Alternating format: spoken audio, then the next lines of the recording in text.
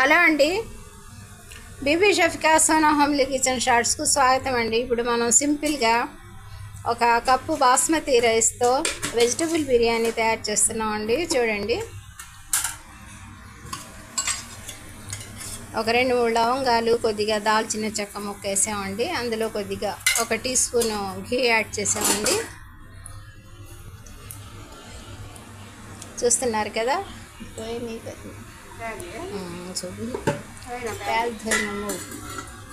కొద్దిగా ఆయిల్ కూడా యాడ్ చేస్తున్నాం అండి. 1 టీ స్పూన్ ఘీ, 1 టీ స్పూన్ ఆయిల్ అండి. ఇక పెద్దల్లిపాయ పీసెస్ అండి, ఒక చిన్న పెద్దల్లిపాయని లాంగ్ పీసెస్ లాగా కట్ చేసి అందులో యాడ్ చేసామండి కుక్కర్లో. చూస్తున్నారు కదా, వెరీ సింపుల్ ప్రాసెస్తో మేము ఏదో తయారు చేస్తున్నాం అండి. మా వ్యూవర్స్కి ప్రజెంట్ చేయాలి ఈ చిన్ని వీడియో అనే ఉద్దేశంతో ఈ చిన్ని వీడియో పెడుతున్నాం అండి. చూస్తున్నారు కదా, ఇక పెద్ద ఉల్లిపాయల్ని కొద్దిగా ఫ్రై అవనిద్దామండి.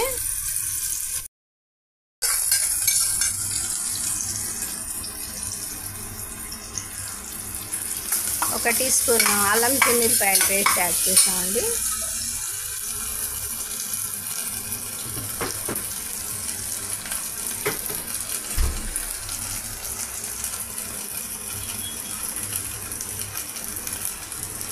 చిన్న టమాటా పీస్ని కూడా అందులో యాడ్ చేద్దాం. ఇక క్యారెట్, బంగాళదుంప పీసెస్ కూడా యాడ్ చేసేసామండి.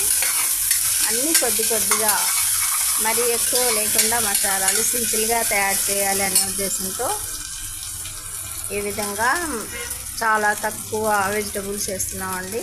ఒక చిన్ని సైజు టమాటాని కట్ చేసి అందులో యాడ్ చేసామండి. చూస్తున్నారు కదా,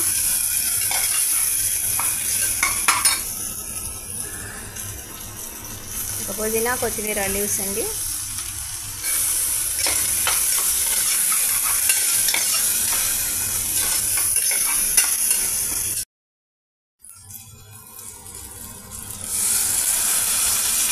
ఒక పెద్ద కప్పు రైస్ కదండి, కప్పున్నర వాటర్ యాడ్ చేసామండి. ఇక మనం ఏదో మన టేస్ట్ని అనుసరించి కొద్దిగా ఉప్పు యాడ్ చేద్దామండి.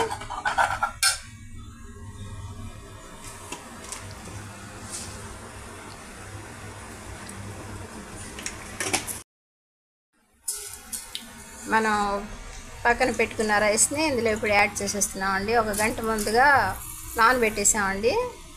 1 కప్పున్నర కప్పు రైస్ని ఇప్పుడు అందులో యాడ్ చేసేసామండి. వాటర్ పొంగుతుంది కదండి. ఇక ఒక 2-3 నిమిషాల్లో మన వెజిటబుల్ బిర్యానీ రెడీ అయిపోతుందండి. చూస్తున్నారు కదా, మా ఈ చిన్ని వీడియో నచ్చితే బీబీ షఫికా సోనా హోమ్లీ కిచెన్ షార్ట్స్ని లైక్ చేయండి, షేర్ చేయండి, సబ్స్క్రైబ్ చేయండి ప్లీజ్. చూస్తున్నారు కదండి,